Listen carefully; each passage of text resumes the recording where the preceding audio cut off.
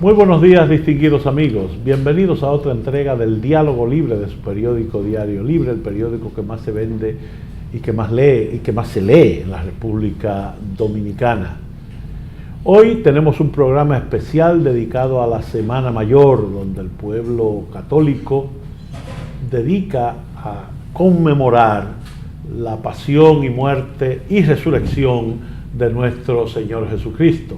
Y para ello hemos invitado al obispo auxiliar de Santo Domingo y rector de la Universidad Católica Santo Domingo, Monseñor Jesús Castro Marte. El panel de periodistas que tendrá a su cargo la conducción de este diálogo libre está encabezado por el jefe de redacción de cierre de Diario Libre, el periodista José María Reyes, y los miembros de la redacción integrada de Diario Libre, Carlos Reyes y Adalberto de la Rosa.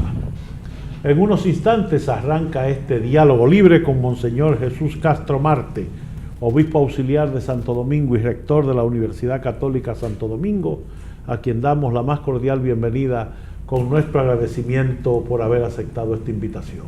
Buenos días, muchas gracias por acompañarnos. Monseñor. Bueno, don Adriano, siempre para mí es un motivo de alegría estar en este espacio y también con ustedes, los periodistas, porque es un motivo de alegría, de entusiasmo, escuchar voces nuevas, porque Adriano ya es un veterano.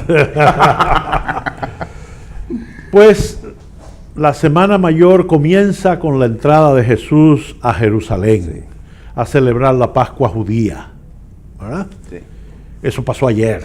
Ayer, sí, domingo, ayer una manifestación de gente. Exactamente.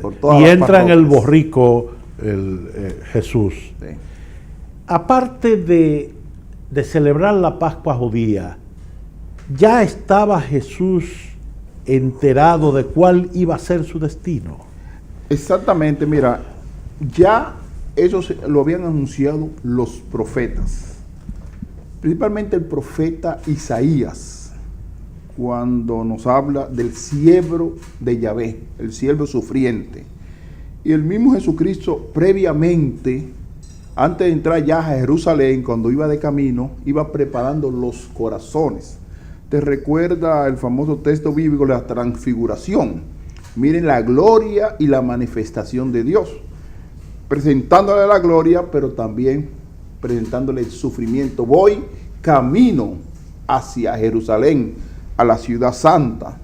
Generalmente a todos los reyes los reciben con alfombra, con canto, y la gente sencilla y humilde reciben a Jesucristo con ramos de olivo, porque eso es lo que existía allá en Israel. Y lo tiran por el suelo y él lo va pisando. Digo, nuestro rey, nuestro liberador, ha llegado, y entra un pequeño burro mostrando la sencillez, la humildad y la desnudez, que eso es lo que quiso expresar el Domingo de Ramos. Ya entrando ya al momento fundamental, donde ya se está contemplando el anuncio de la muerte de Jesucristo. Realmente el triunfo, la victoria de Jesucristo sobre la muerte ya se comienza a contemplar en el Domingo de Ramos, que lo celebramos ayer, que fue una manifestación, se leyó toda una pasión, una narración de todos los pasos, quienes condenaron al Maestro, quienes hacían voces fuertes, crucifíquenlo, y aquellas mujeres que también que andaban detrás de él. Este es un escenario y una geografía que se presentaba ahí muy detallada. Esa entrada entre aclamaciones del Mesías no provocaría la sospecha de las autoridades judías, que eran las que se sentían más amenazadas con este hombre, que después en los próximos días se va a ver lo que andaba. Sí. Mira, podemos dividido en varios bloques. Existía el pueblo, ese pueblo que acoge con tanto cariño al Maestro entrando a Jerusalén, pero también ese gran imperio romano que despertó, se puede decir, un poquito de celo viendo el liderazgo de este hombre, y también los mismos discípulos que lo seguían.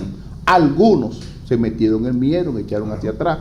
Es decir, que todo hay un escenario de aceptación del pueblo, de rechazo, principalmente las autoridades religiosas, y las autoridades civiles, que era el gran imperio romano, y los religiosos en aquel tiempo, los sumos sacerdotes, no aceptan que Jesucristo se declare como el Mesías, porque ahí es que está el gran fundamento teológico, que Él se declara como el Mesías, como el elegido de Dios, que Él es el Dios que viene a salvar al ser humano, y eso les resulta a ellos incómodo.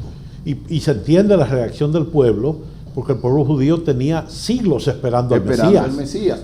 Pero ¿qué modelo de Mesías ellos estaban esperando? Ellos esperaban un Mesías liberador, rodeado de ejército, de mucha caballería, mientras viene un hombre humilde, sencillo, que lo reciben con ramos, lo recibe el pueblo sencillo. Ven acá, esto no es el Mesías. Montado en un burro. Este hombre medio extraño. Sí. Pero él era el Salvador. Exactamente. Don José María.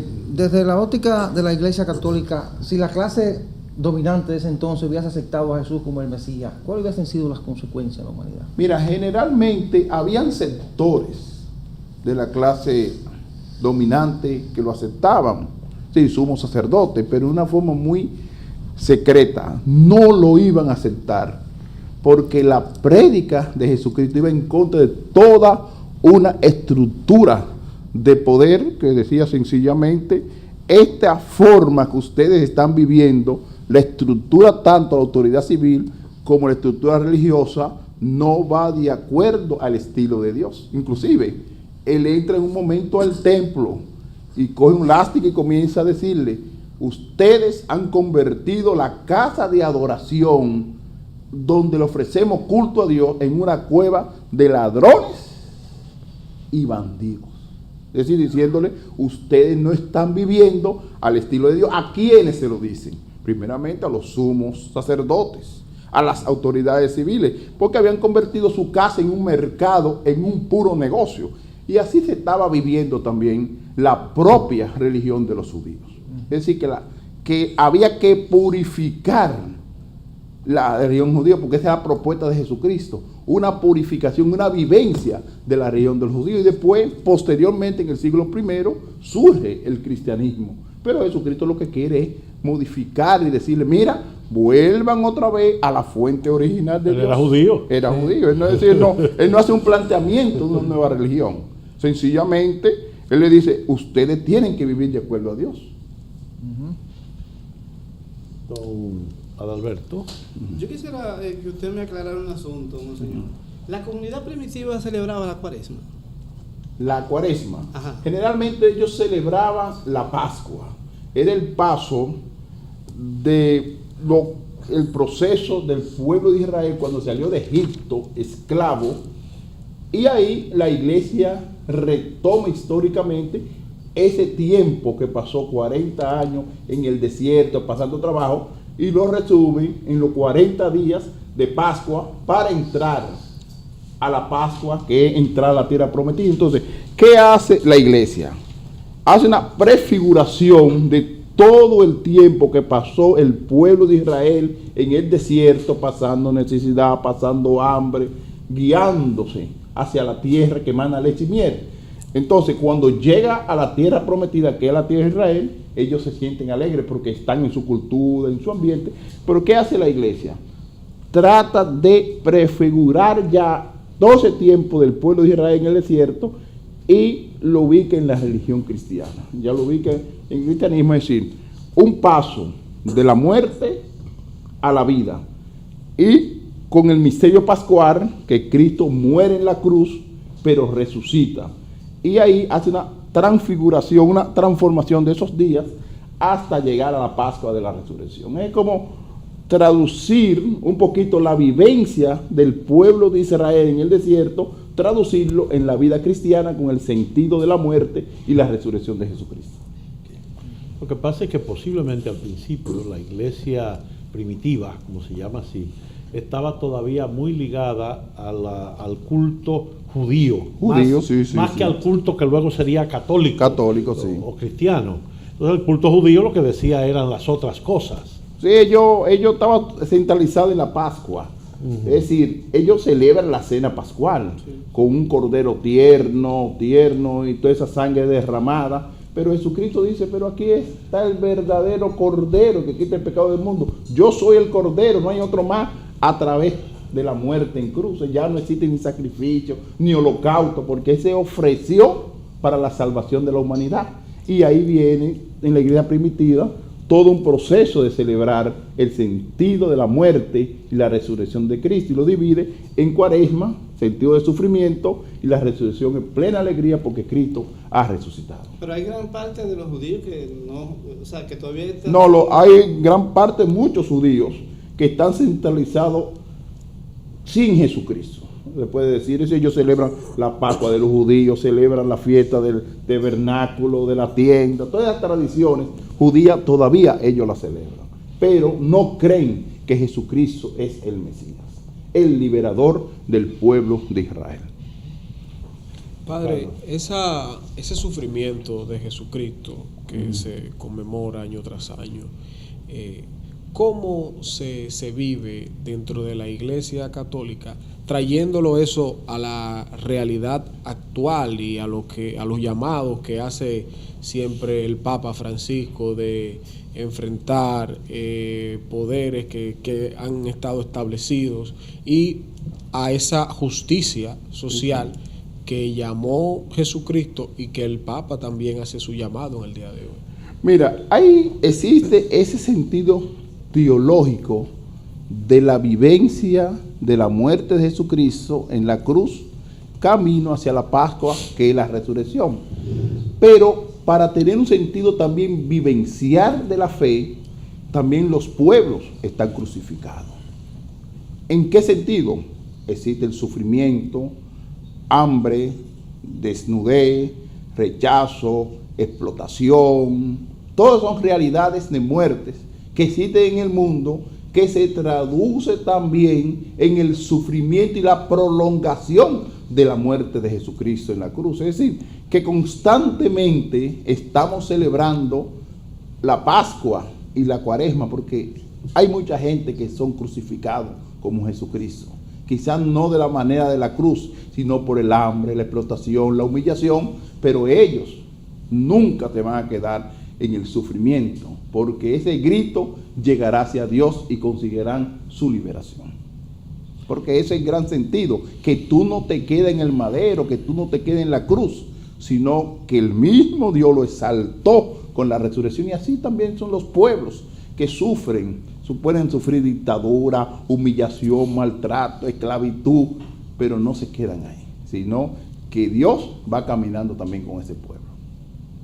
Una de las lecciones de la pasión, muerte y resurrección de Cristo es la cantidad de personajes interesantes que se puede decir que representan los distintos caracteres que uno encuentra en el pueblo. Sí, sí, sí.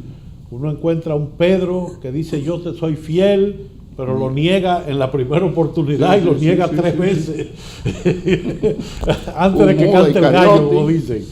Se encuentra con el otro que es llevado al grupo, digamos, al anillo, y sin embargo se vende por 30 monedas para entregar al jefe del grupo. Va a ponerlo en el lenguaje moderno. Sí, sí. Hay el más joven, hay el otro más viejo, más conservador.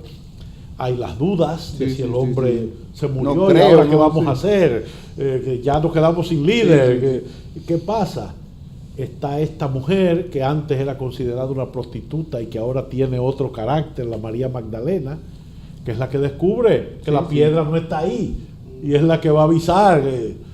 O sea, ¿cómo se redime ella también? Exactamente, te entiendo perfectamente la idea. Fíjense bien, uno puede decir que el cristianismo está bien ubicado en el sentido de la trayectoria de la muerte de Jesucristo hasta la resurrección. Te voy a poner varios ejemplos.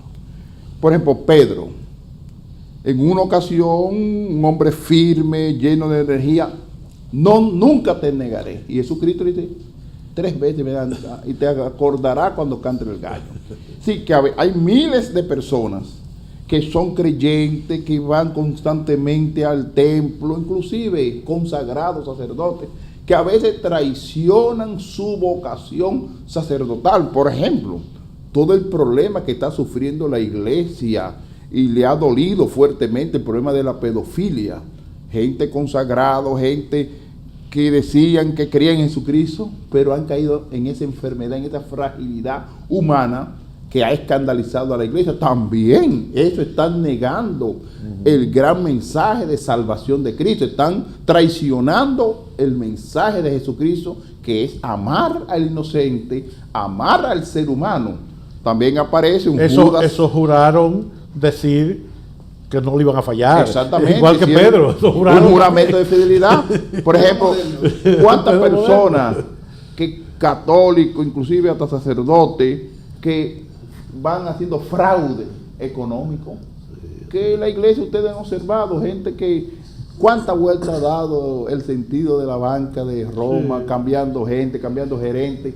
Así que hay fragilidades humanas, pero no es el modelo y el pensamiento de Dios. Es la parte humana que falla, pero la iglesia es humana, pero la iglesia también es divina. ¿Qué es lo que falla? La parte humana, que hay el ser humano, se le mete cientos de controles, como Judas Iscariote, que se le metió en la cabeza vender al maestro por un par de monedas. Digo, y Jesucristo es claro, le dice, lo que tiene que hacer, hágalo rápido. Hazlo. Sí, hágalo rápido. Es decir, que un mandato, y él lo hizo y traicionó al maestro. También hay miles de personas que traicionan el evangelio, que traicionan el cristianismo, y a veces le dan plena confianza y responsabilidad en la iglesia, pero traicionan por fragilidad humana. Por fragilidad humana. Después está el vivo, Barrabás, Barrabás, que se monta en el barco y pide que libren a ese delincuente, que a su vez era aparentemente un líder político en la zona. Y recuerda, también. Y recuerda también los dos ladrones, uno a la izquierda y uno a la derecha. Yo no le llamo el buen ladrón, sino el ladrón arrepentido. Exacto. Porque ningún ladrón es bueno en ese sentido. Exacto. Él se arrepintió y dice, Señor, acuérdate de mí cuando esté en tu reino. Y el Señor dice, desde ahora estará conmigo en el paraíso. ¿Pero qué vio el Señor en ese ladrón? Vio su arrepentimiento, su capacidad de aceptar el plan de Dios en su vida. Así existen miles de personas que se encuentran en el abismo de la muerte, que se encuentran en dificultades y tienen una experiencia profunda de Dios. Y esa es una experiencia, ese ladrón tuvo una experiencia profunda de Dios. En la pasión ustedes lo contemplan, cómo este ladrón grita, acuérdate de mí, Señor. Y el Señor dice, estará conmigo en el paraíso. Y así hay también, es decir, como hemos explicado varios escenarios. Sí. El escenario de la Magdalena también. Sí, también. ¿Cuántas mujeres se arrepientan de sus pecados y a veces la juzgan y lo condenan? Y el Señor dice, bueno, el que tiene la primera piedra. Y comenzando por los más viejos de retirar. Exacto. Don José María. Padre, ese sacrificio de Jesús, que pudiendo haberse salvado por ser el Hijo de Dios, da el ejemplo y muere crucificado en la cruz para salvar la humanidad. ¿De qué manera analizar y comparar esa escena, ese ejemplo, con el comportamiento de los hombres en el día de hoy? ¿Hemos sido consecuentes con ese ejemplo o realmente nos hemos quedado muy rezagados frente a ese ejemplo que ha dado Jesucristo? Fíjate, si se hace un análisis profundo de la manifestación de Jesucristo en la cruz, muchos no han entendido a Jesucristo en la cruz. Porque en la medida en que uno entienda que Él murió por nosotros, que fue humillado, maltratado y llevado como un cualquiera, muchos cristianos lo que buscan es prestigio, poder, grandeza, frente al mundo de hoy. Y Jesucristo rechaza todo eso porque Él era Dios. Él podía decir, yo no voy a padecer por justos, injustos, yo no voy a padecer por buenos y pecadores, yo me voy a retirar de eso. Pero ¿qué dice Él? Líbrame, Señor, de este cáliz, pero que se cumpla la voluntad de Dios. Porque Él tenía la seguridad que Él no se iba a quedar en el sufrimiento, que Él no se iba a quedar en la cruz, que no se iba a quedar en esa realidad oscura, sino que fue exaltado el sábado en la noche, en la madrugada del domingo con la resurrección. Y ahí está esa dinámica tan bonita y que está presente también en la Semana Santa, que Él no se quede en el madero. Entonces, padre, la mayoría de la gente está fallando, no ha entendido el mensaje.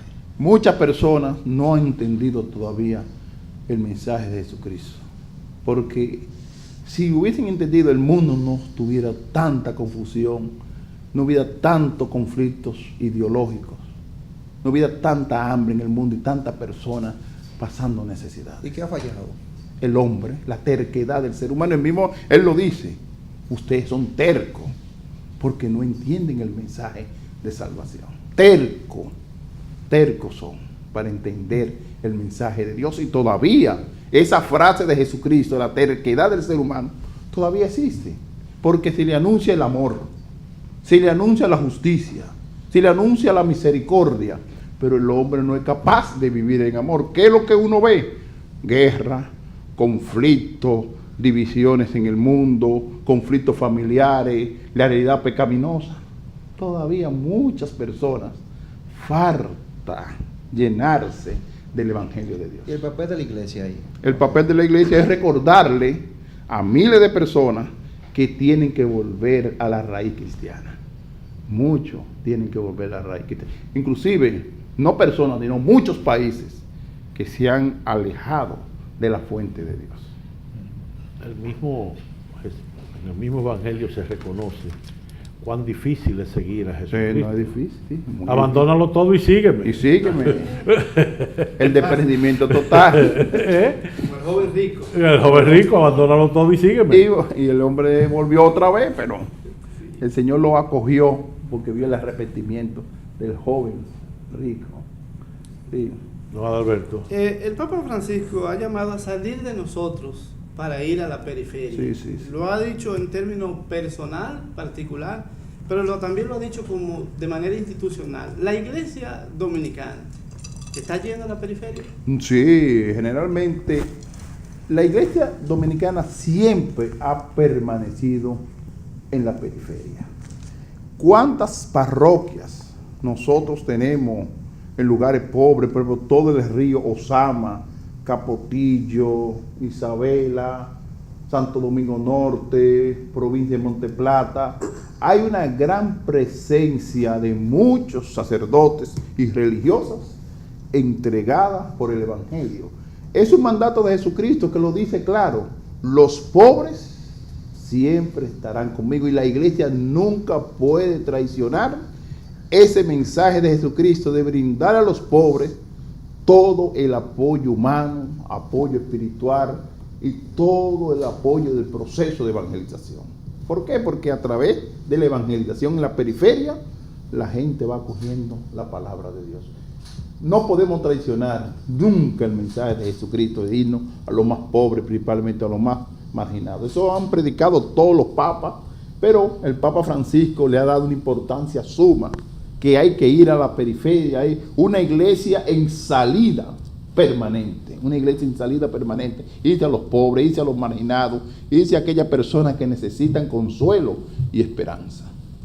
¿Qué está pasando con las vocaciones sacerdotales? El mundo generalmente va cambiando.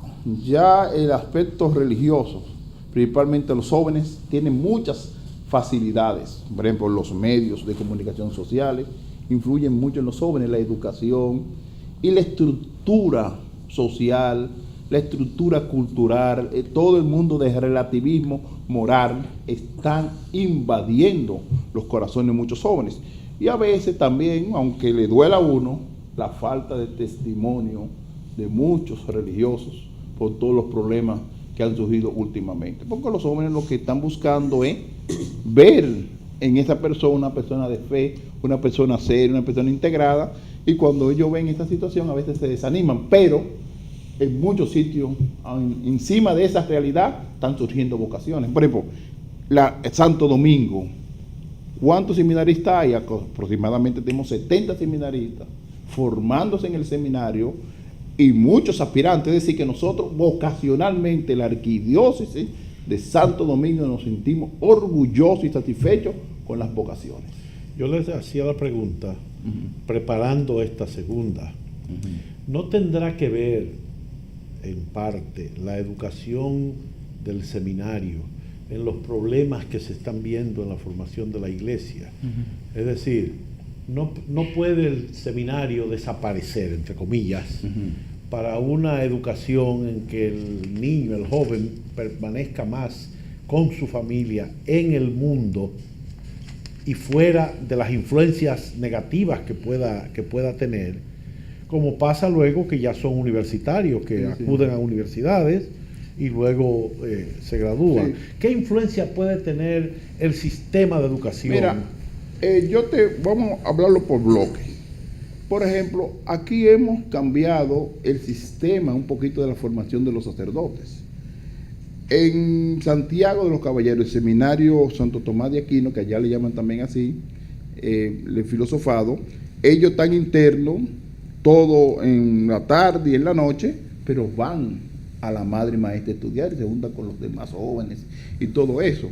Igualmente en Europa, en Roma, ellos estudian fuera del seminario en la noche, regresan a toda su estructura de rosario, de misa, de laude, de víspera. Es decir, que utilizan esa dinámica de integrarse en la sociedad, en un mundo universitario, pero también el espacio de oración que hay que cultivarlo. Claro. Así que la iglesia en ese sentido ha crecido mucho y tiene otra perspectiva en la formación del clero. Es decir, que ya esa mentalidad de estar tan cerrado y permanecen en los seminarios, sí, pero van a los centros superiores a estudiar. Aquí generalmente van al Bonó, van a otro sitio y no permanecen todo el tiempo en los seminarios, ya regresan y hacen toda su estructura de oración, hacen oración en la mañana y de 8 de la mañana hasta la 1 están fuera de los seminarios, viendo el mundo, viendo la gente, viendo las universidades. Es decir, que estamos en esa dinámica.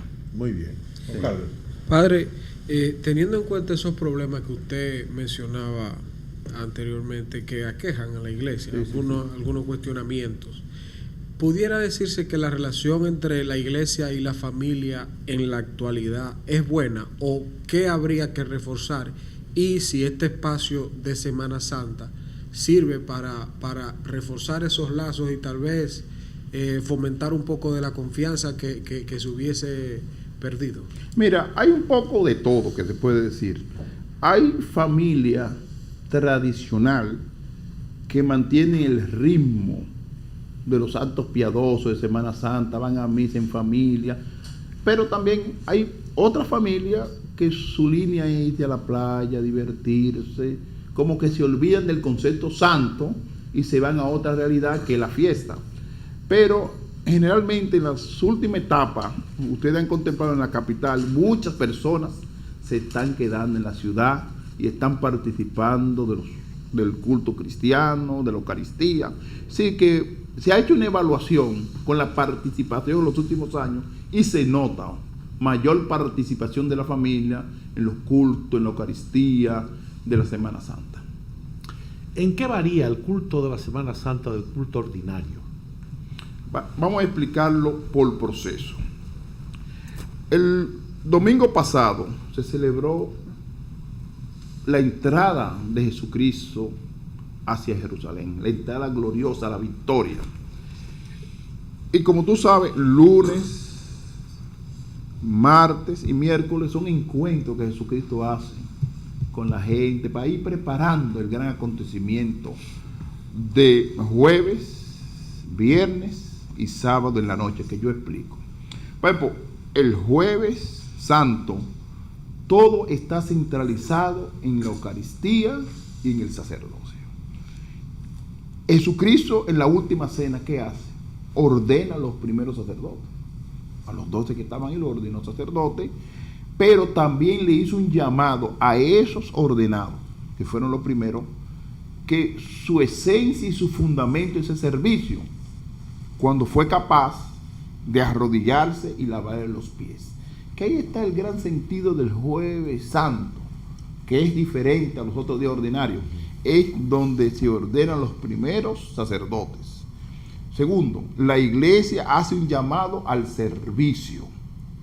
Tercero, le hace un llamado a la parte de la caridad, pero previamente a esta celebración está el jueves a las 9 de la mañana, que es la misa crismal, donde todos los sacerdotes hacen lo que se llama la renovación sacerdotal frente al obispo ordinario. Frente al arzobispo de Santo Domingo, los sacerdotes recuerdan el día de su ordenación y hacen la promesa de la ordenación sacerdotal, comenzando el jueves en la mañana, y eso se continúa el jueves en la tarde con la misa de la Cena del Señor, que cubre el rito del lavatorio de los pies, la institución de la Eucaristía, la adoración al Santísimo, los monumentos. Después entramos a lo que se llama el Viernes Santo, que es el único día en la historia de nuestro calendario que no se celebra Eucaristía. Porque si el hombre está en camino de la muerte, que es Jesucristo, ¿qué es lo que vamos a celebrar vida? Si Él está en la cruz ya. A las 3 de la tarde, la iglesia hace un silencio total. Se desnudan toda la iglesia, los cuadros se tapan, diciendo, estamos en luto, estamos sufriendo, porque nuestro Salvador ha muerto. Y el sábado en la mañana y sábado en la tarde, la iglesia permanece totalmente en silencio, en una desnudez total.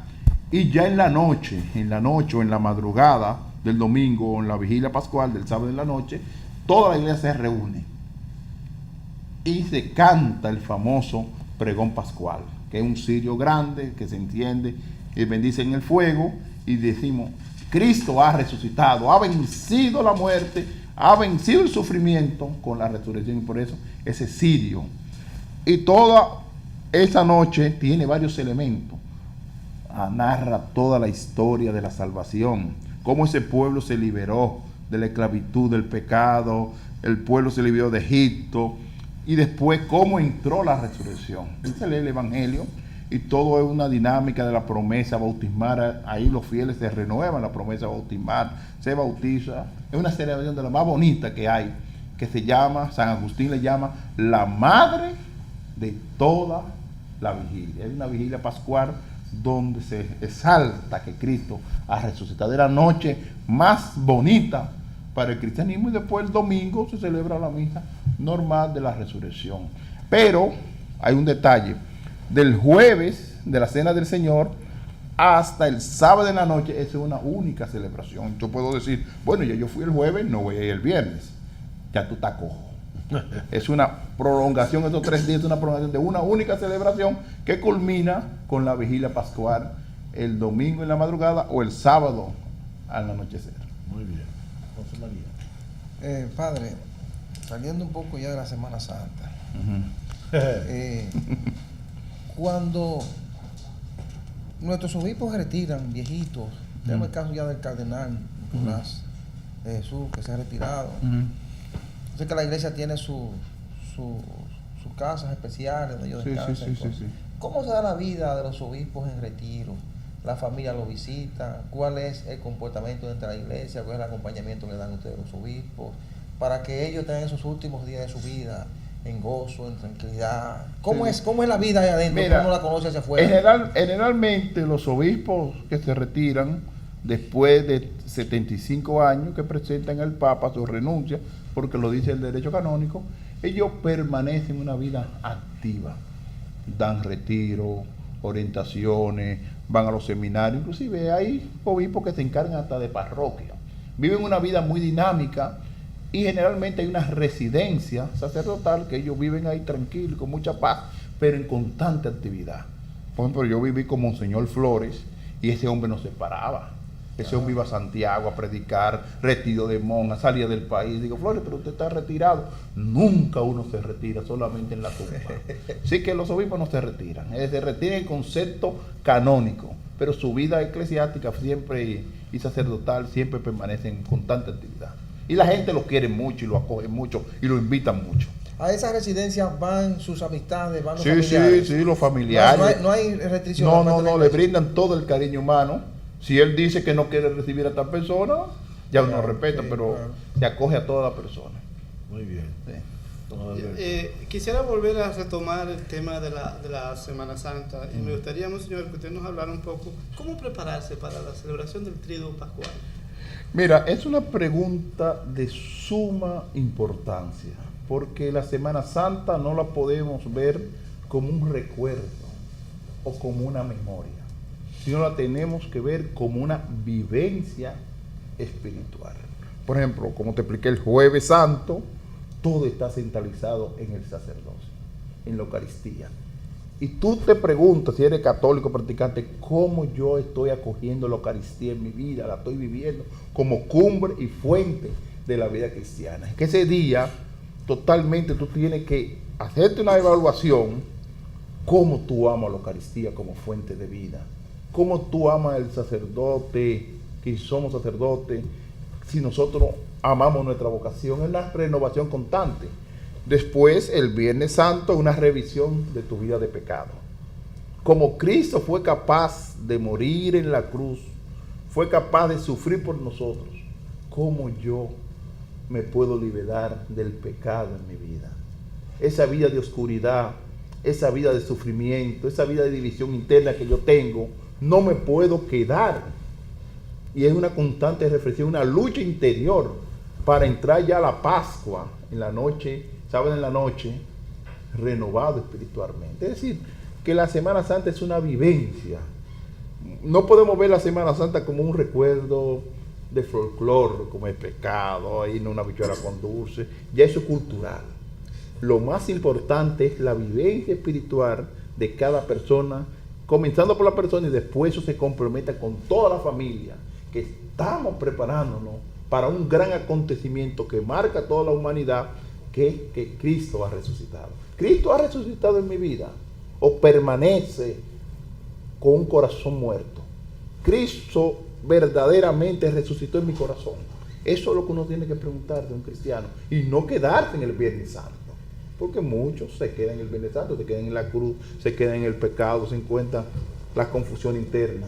Ya Cristo resucitó y todos estos 40 días, 50 días de Pascua que vamos a vivir, son 50 días, debe ser de plena alegría y pleno entusiasmo que Cristo resucitó en mi corazón.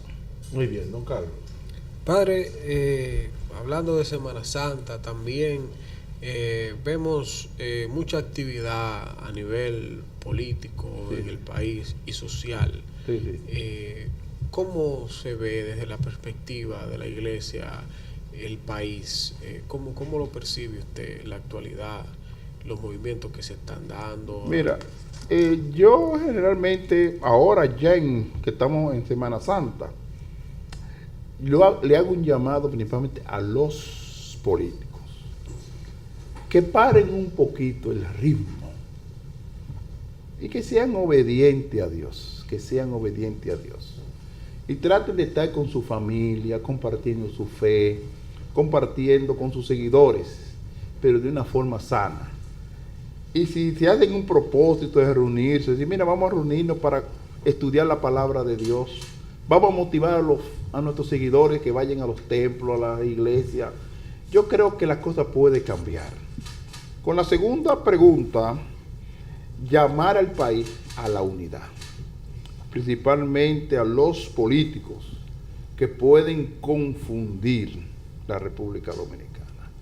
Se ha notado últimamente muchas divisiones, tanto fuera de los partidos como dentro de los partidos. Y hay que entender que todos y todas somos dominicanos.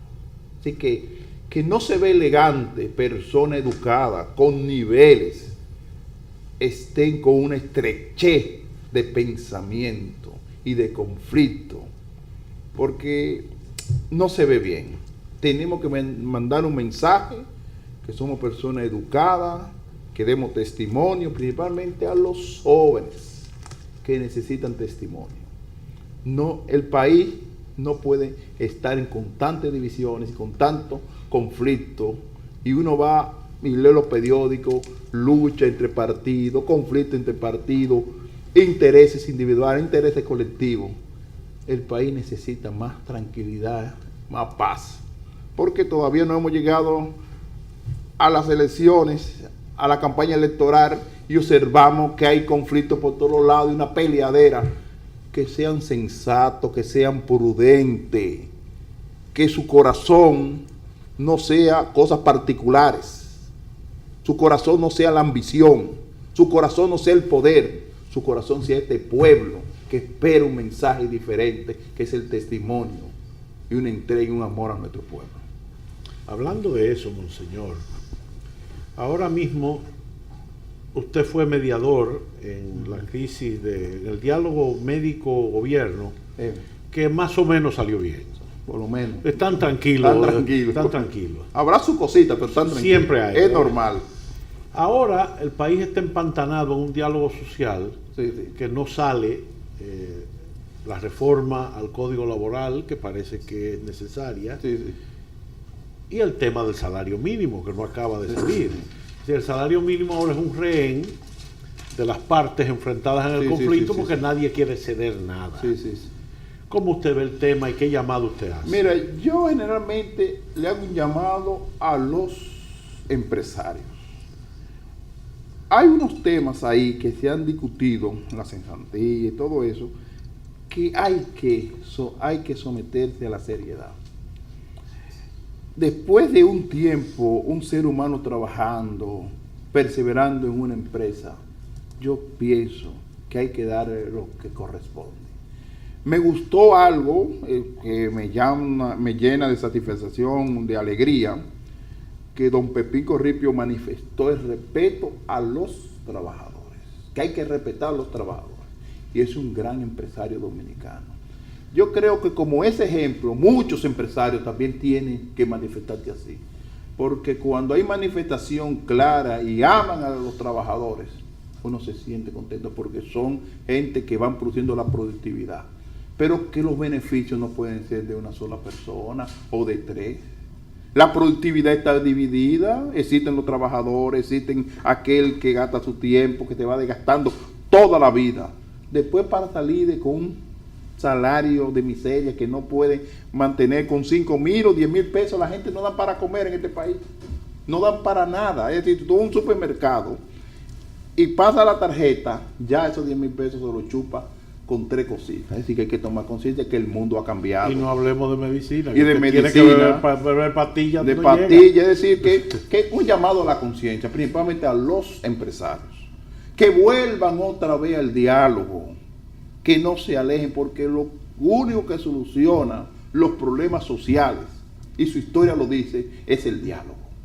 Porque va pasando el tiempo, marcha por todos lados, que se sienten en la mesa del diálogo y traten de mirar no sus intereses particulares, sus intereses personales, sino el interés de ese trabajador que está gastando la vida por su familia, por esa familia empresarial, por el pueblo, después venir con un salario de miseria que no da ni para la comida ni para la medicina. Caramba, tenemos que tener más sensibilidad social. Hay que despertar la conciencia, principalmente los empresarios dominicanos, que despierten la conciencia, que despierten que ese ser humano tiene que vivir con dignidad, con respeto, para que su vejez tenga cierta seguridad. Don José María.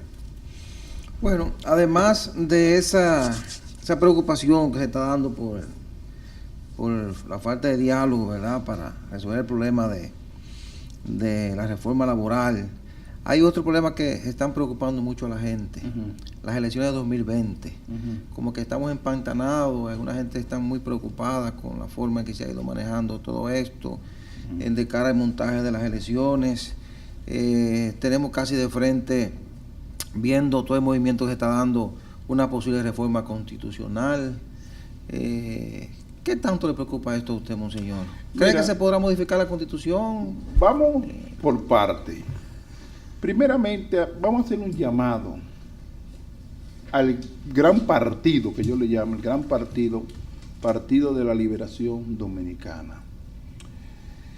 Y lo que yo pienso, y tengo la seguridad que son personas muy sensatas, muy inteligentes, que ellos se pueden poner de acuerdo, y lo están haciendo de una forma muy paulatina, pero lo están haciendo, porque una fuerza como el PLD dividirse es un signo de la inmadurez de la democracia en la República Dominicana. ¿Qué ha pasado con los partidos grandes? Se han dividido, se han destruido, y ellos tienen en sus manos la madurez de la democracia dominicana. Eso es lo que yo quiero que ellos reflexionen. No simplemente diálogos superficiales. diálogos superficiales, una reunión que llegamos a estos acuerdos. Que traten de desnudarse y decir, nuestro país espera de nosotros algo diferente. Nuestro país espera madurez, testimonio, entrega, responsabilidad, porque hay un pueblo que espera por ellos. Un pueblo que espera que son inteligentes y capaces en medio de un conflicto buscar solución, y yo sé que ellos lo van a hacer, porque son gente inteligente y muchos aman el país y quieren el país. Sobre el tema de la reelección, miren, yo lo planteo de 3 modelos. Primeramente, el pueblo es soberano. Nadie ha discutido eso, que el pueblo es soberano. Segundo, hay una ley constitucional que prohíbe la reelección. Pero tercero, todo ciudadano tiene derecho de aspirar. Todo ciudadano tiene derecho de aspirar. Ahora bien, que el Congreso haga un consenso, busque la forma de estudiar con el pueblo y preguntarle al pueblo si verdaderamente vale la pena un cambio de la Constitución dominicana, pero que no sea el único tema, sino otros temas, pero que el pueblo sea que hable, no son 2 o 3, aunque ellos están en nombre del pueblo, pero busquen un mecanismo de preguntarle al pueblo a través de encuestas, de análisis. Hay muchas formas sociológicas que se puede hacer. Es decir, no estoy hablándote a favor ni en contra de la reelección. Yo estoy hablando que el pueblo es soberano, que hay una ley que lo prohíbe, y todo ciudadano, comenzando por el señor presidente, tiene derecho de aspirar. Pero ese derecho conlleva en preguntarle al pueblo, que le pregunten al pueblo y el pueblo sea que decida. Eso es lo mejor, porque tampoco podemos tener ideas estrechas y basarnos en una estructura constitucional. Eso lo hizo el pueblo. La Constitución está en nombre del pueblo. Pregúntenle al pueblo y, partiendo del diálogo con el pueblo, analicen si se puede cambiar la Constitución. Monseñor, no es posible que ese pueblo pueda ser manipulado por una minoría y que resulte a base. El problema es que se busca mecanismos para que no sea una minoría. Aunque ellos son los representantes, pero que vayan a la base y que la base vote si da tiempo. Porque yo creo que el tiempo lo tienen encima. Don Carlos. Monseñor, hablando así de otros temas fuera de la política, la educación. En estos días se dio a conocer una localidad que me parece que Los Alcarrizos se declaró libre de analfabetismo. Sí, en estos días. ¿Cómo ve usted el desarrollo de la educación y el estado actual de la educación? Mira, a veces en la República Dominicana hay muchas personas, instituciones que viven midiendo la educación dominicana, como si la República Dominicana fuera un campo de experimentación para instituciones extranjeras que vienen a medirnos a nosotros. Y a veces, y tengo la seguridad, yo que soy rector de una universidad, y constantemente se están enviando estudiantes a estudiar fuera del país, inclusive hasta a China van a países que hablan un idioma diferente, van a Europa, y los dominicanos y las dominicanas están dando la talla, están sacando buenas calificaciones y vienen con sus títulos de su maestría y su doctorado.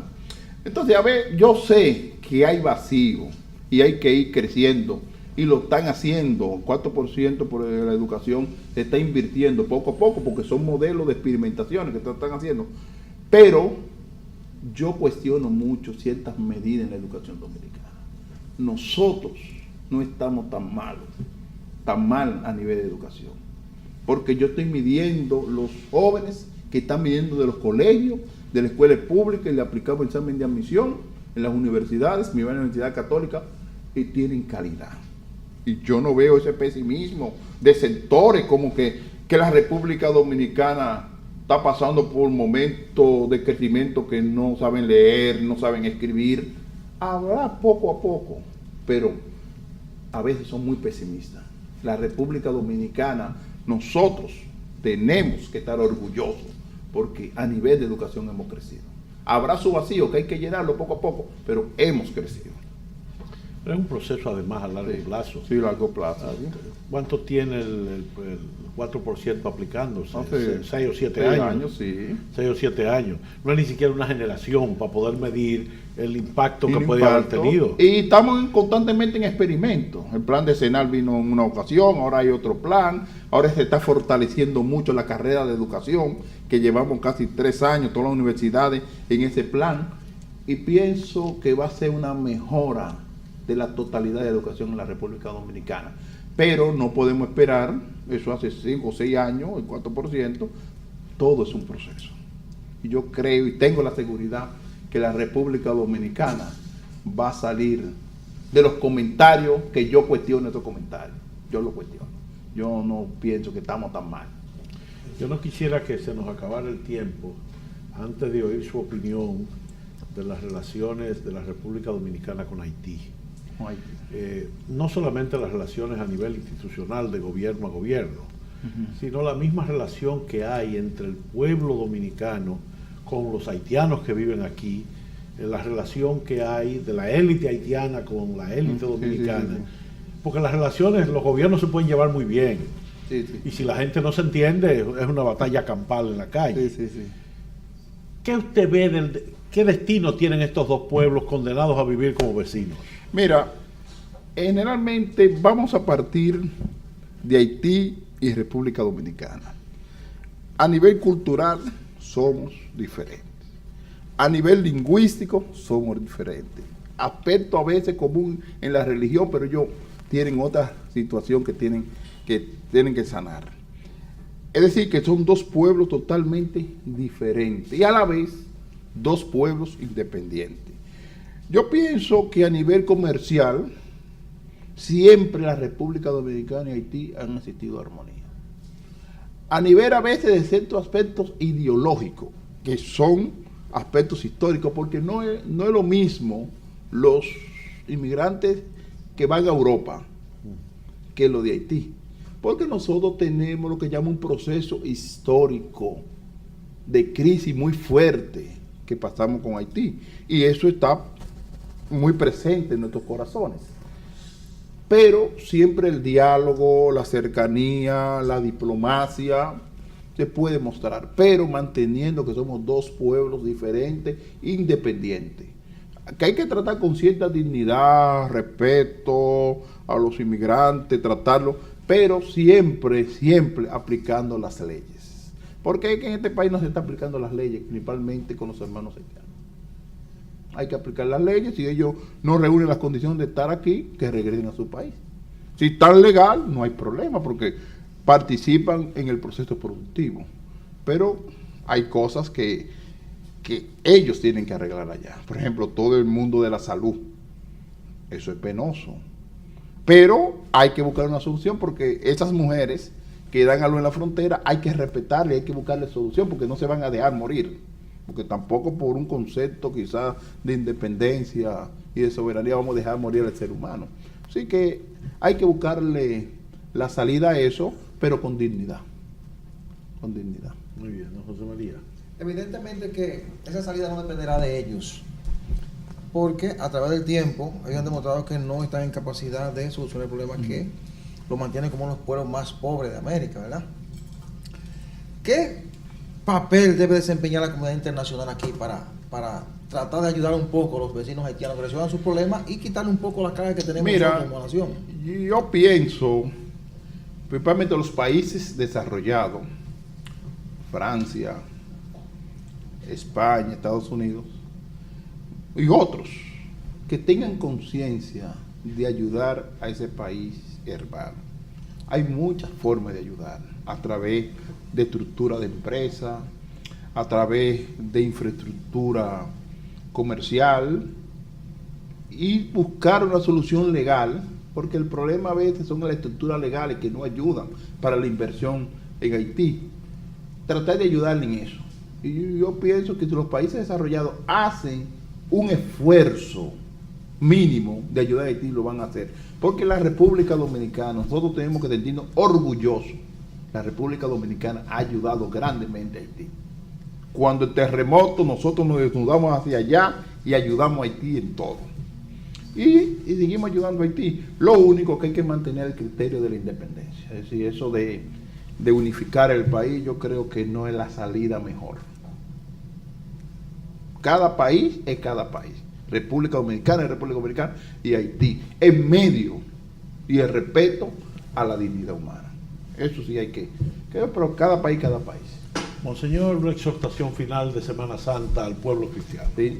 Nada, le hago un llamado especial al pueblo dominicano que traten de vivir con profundidad estos días santos, principalmente pensando que Cristo murió en la cruz, su padecimiento, su sufrimiento, pero Él no se quedó en la cruz, no se quedó en el madero, sino que resucitó. Así también debe ser nuestra vida, resucitar constantemente, no quedarnos en el pecado, no quedarnos en el sufrimiento, sino sentir la alegría pascual, que Cristo verdaderamente ha resucitado, y le envío mi bendición desde aquí, que el Señor siempre le acompañe. Amén. Muchas gracias a Monseñor Jesús Castro Marte, obispo auxiliar de Santo Domingo y rector de la Universidad Católica Santo Domingo, por su participación en este diálogo libre. A todos ustedes, muchísimas gracias por la atención prestada y felices Pascuas de Resurrección. Hasta un próximo diálogo libre.